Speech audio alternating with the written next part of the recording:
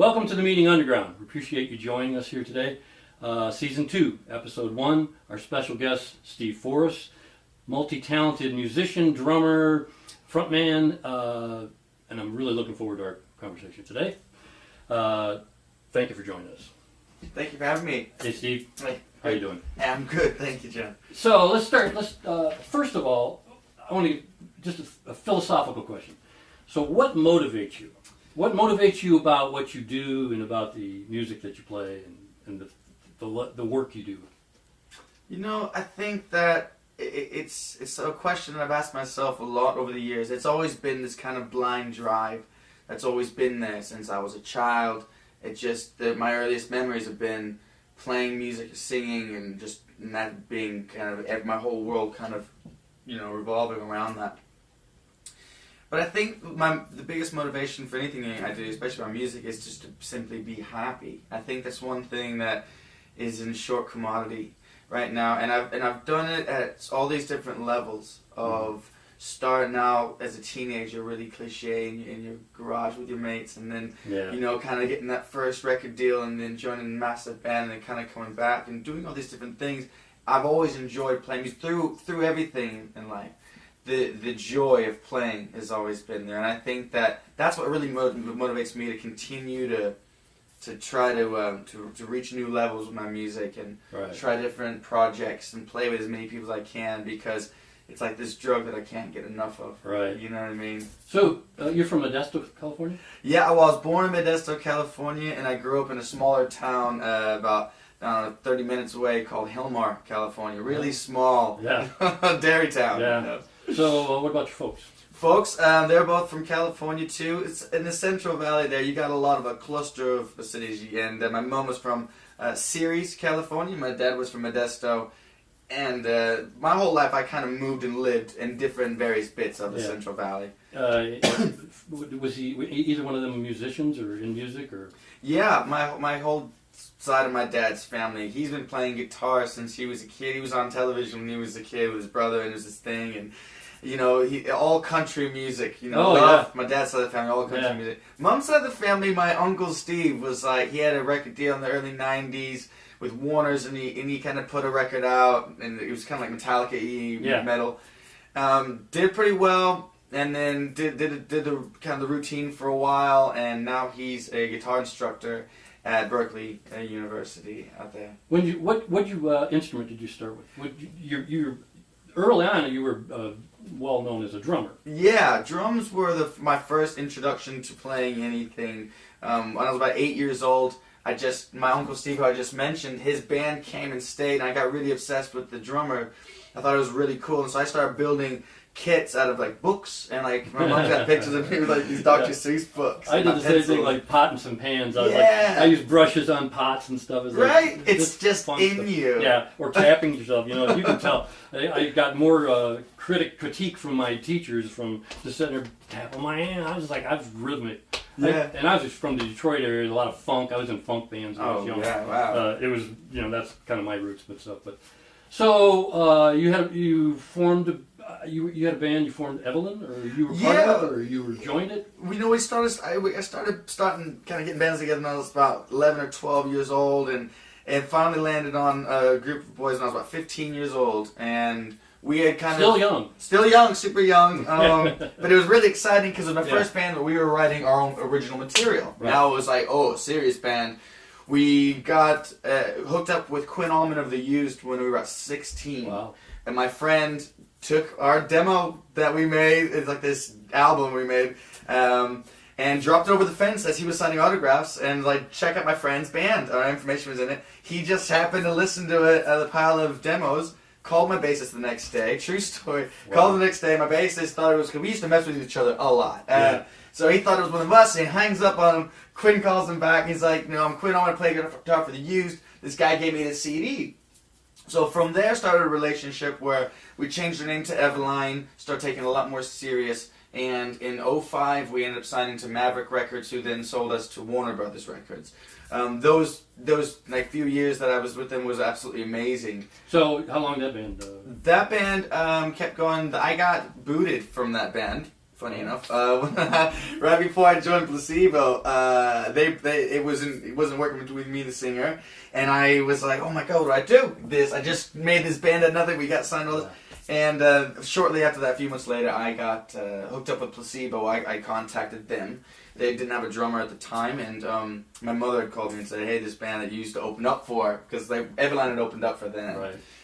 And from there, in January of 2008, I went and joined Placebo, and then just did this kind of crazy, If you don't know, Placebo is a high-profile band, well known.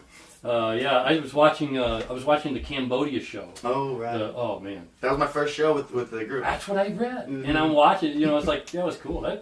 Playing Cambodia, it's like your first gig with them. That's like amazing. It was. Brian told me it was a benefit for human trafficking. Or absolutely. Something. So we were out there. We went to a lot of the rescue shelters that they had all these women. And we spoke to a lot of them and heard their stories and kind of tried to shine a lot of light to it. And like all the money all the tickets we sold when we sold out, the money went to those places.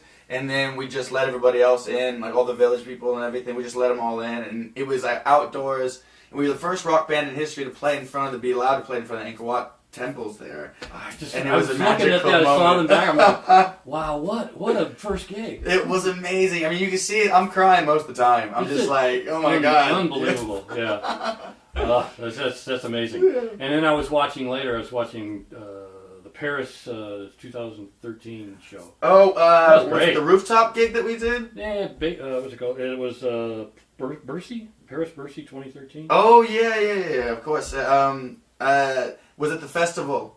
Or was it a... It was you. We played Paris a lot. Yeah. It was basically just a stage. Oh right. It wasn't part of something else. I don't think. Oh, we did a lot of gigs around that. Bataclan was a fun. Oh, I know the one you're talking about. Yeah, we'd filmed it. I'm wearing a gray shirt or something like that. Yeah. That was a nice one. Yeah. That's a great band.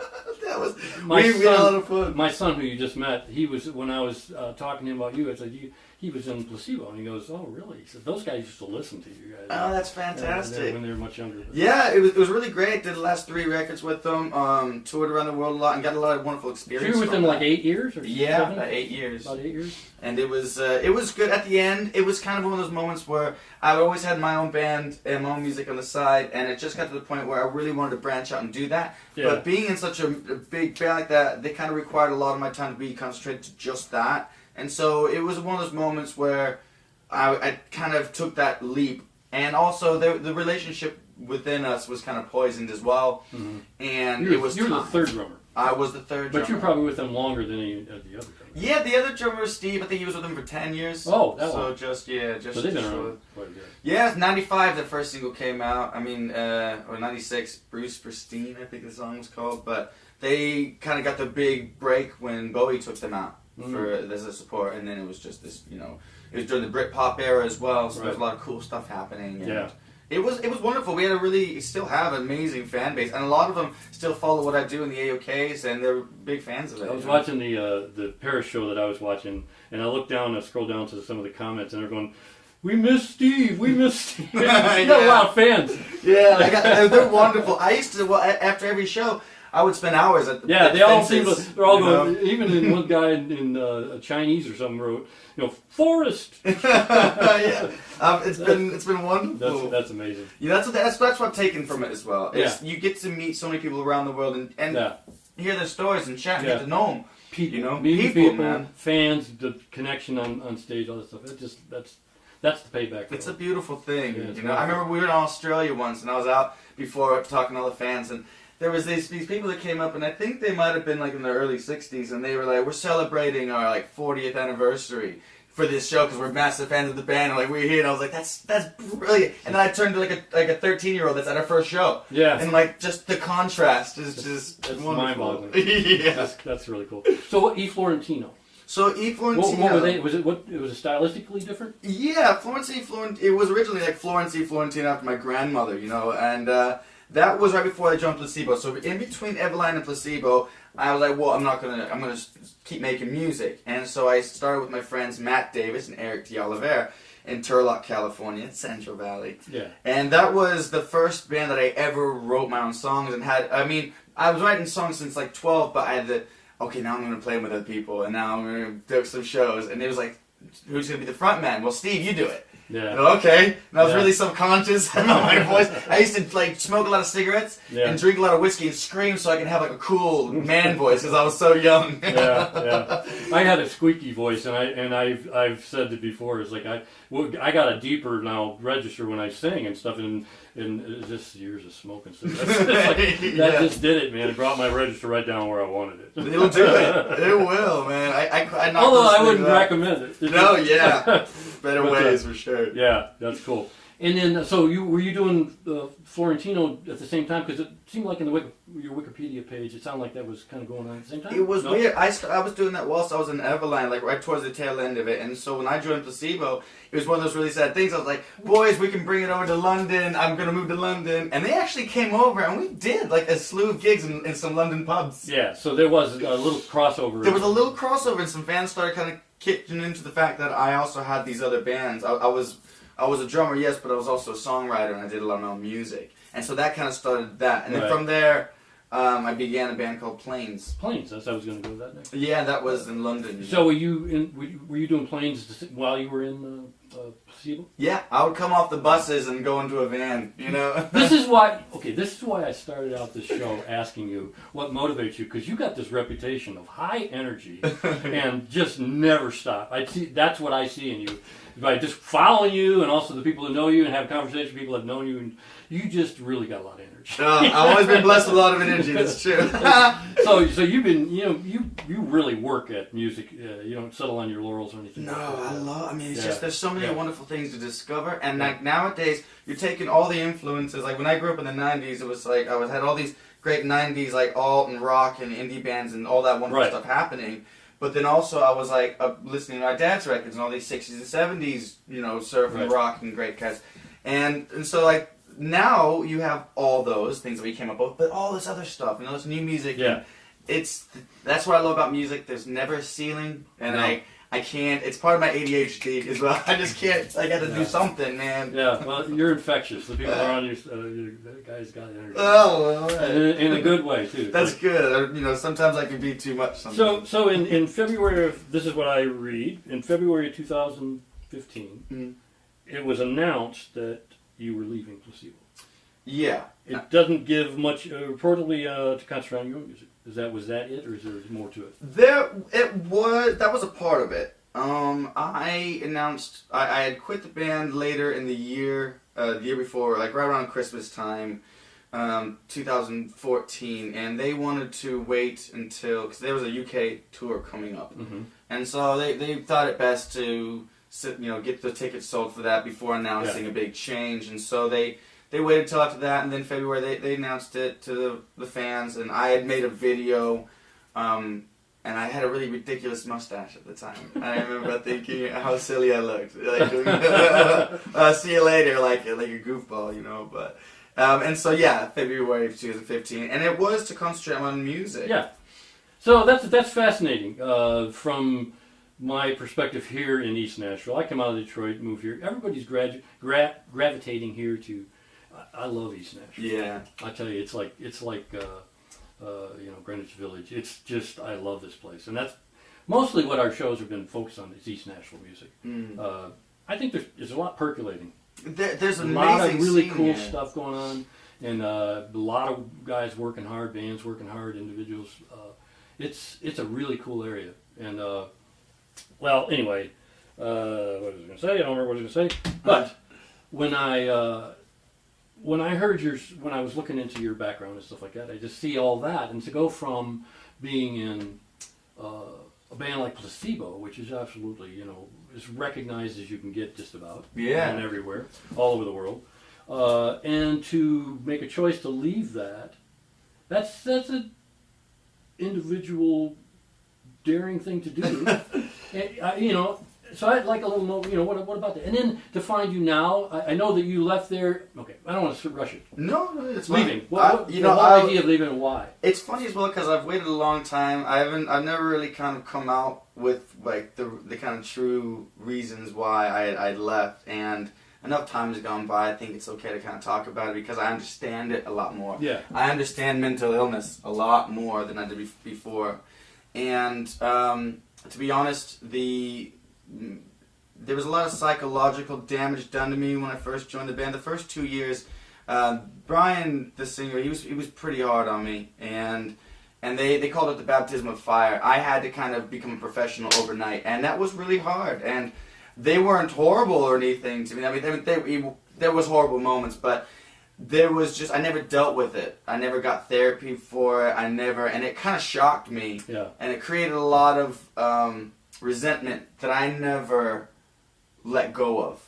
And so after I'd proved myself and we were all good and now we respected each other as equals and the band was really great, I kind of held on to that and it festered and it kind of got worse and worse.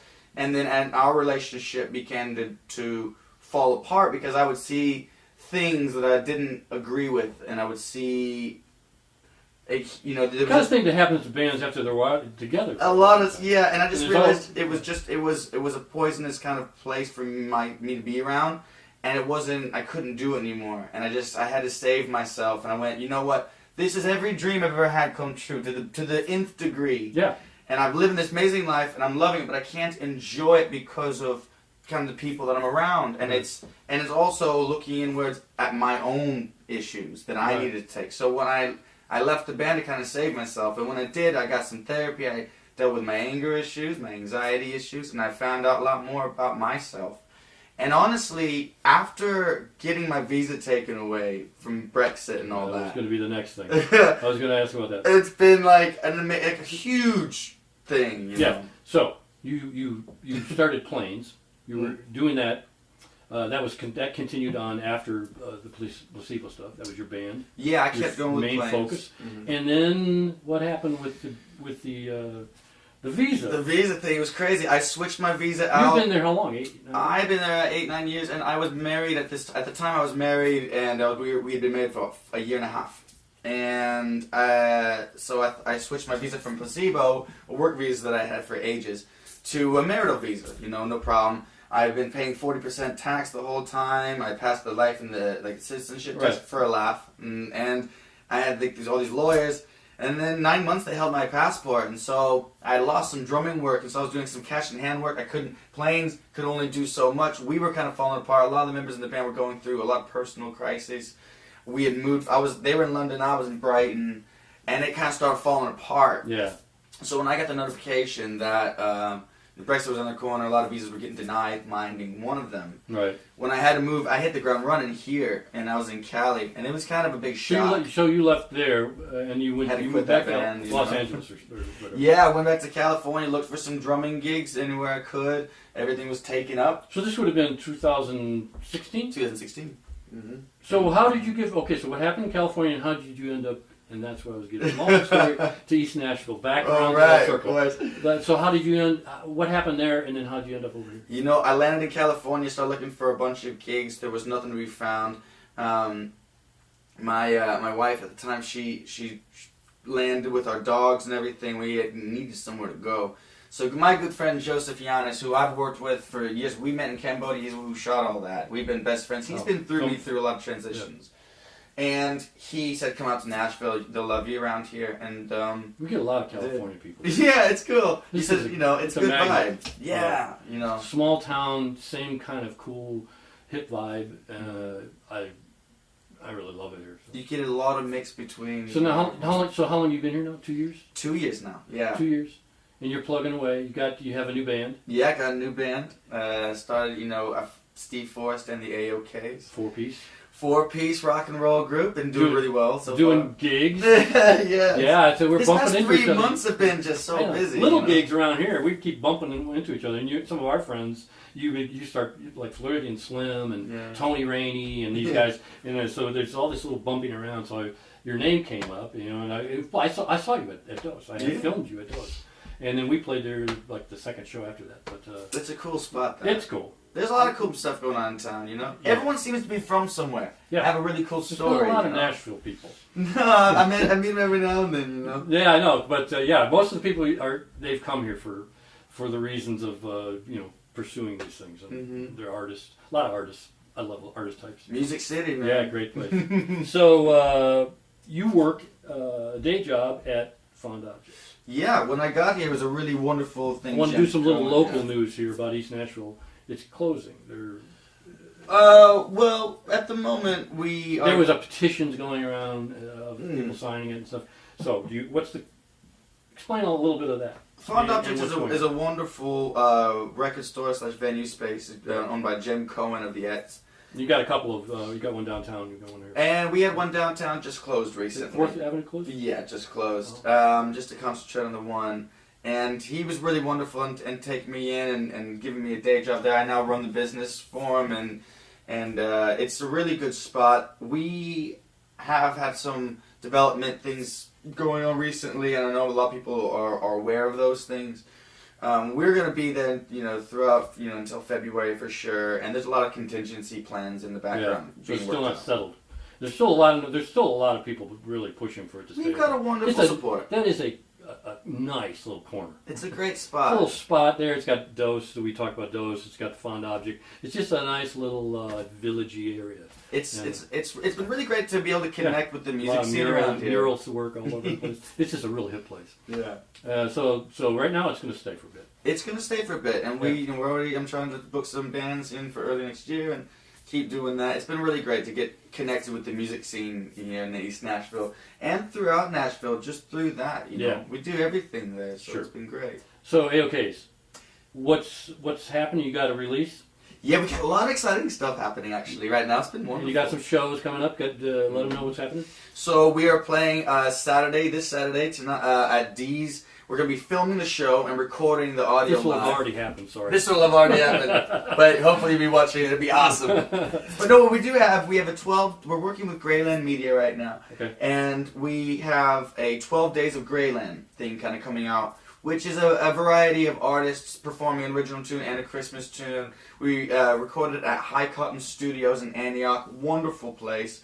I'm looking forward to putting that out. And then in January, we have a spotlight series with Greyland again, in which the band will be doing a small documentary as well as recording a new single and kind of filming on that as well. So a lot of wonderful media. A lot of cool stuff happening. Yeah. Why don't you let them know your social media contacts, connections? Absolutely. And we'll write it out while you're talking. Cool. Anybody out there who is interested in what we are doing, you can find us on Instagram at Steve Forrest and the AOKs, simply as that. Twitter, it should be Steve Forrest and the AOKs. And Facebook, of course, just Steve Forrest Music on Facebook. You should find that, as well as our website, steveforrestmusic.com. .com? Okay. Steve Forrest Music. That's right. And it's Forrest with 2 R's. So, anything else you want to...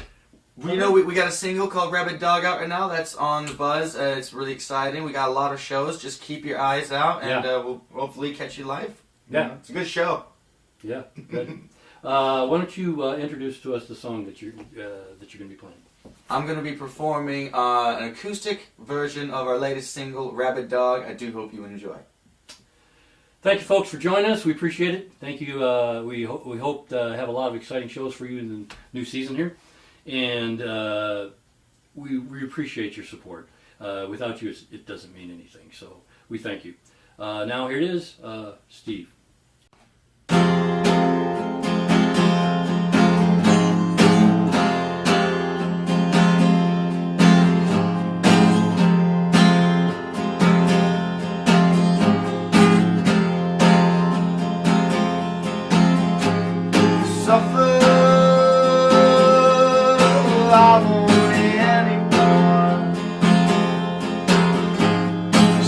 I'm leaving you too many times before.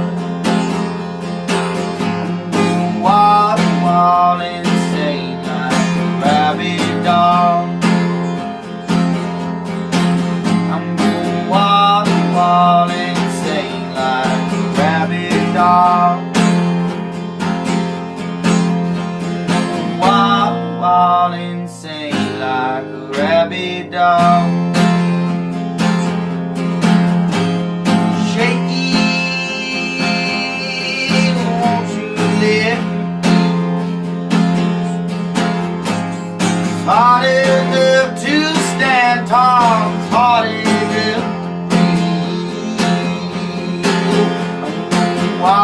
all insane like a rabid dog. All insane like a rabid dog. All insane like a rabid dog.